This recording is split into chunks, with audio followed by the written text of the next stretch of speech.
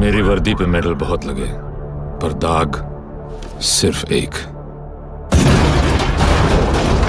पता नहीं कौन है, कहां है, सिर्फ उसका नाम पता है, डेविल।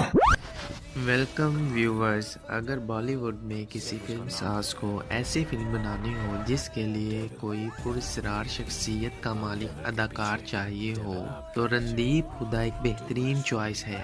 सिर्फ अपनी शख्सियत के जोर पर साइड रोल को मेन रोल में तब्दील करने का हुनर सिर्फ रणदीप हुड्डा के पास ही है।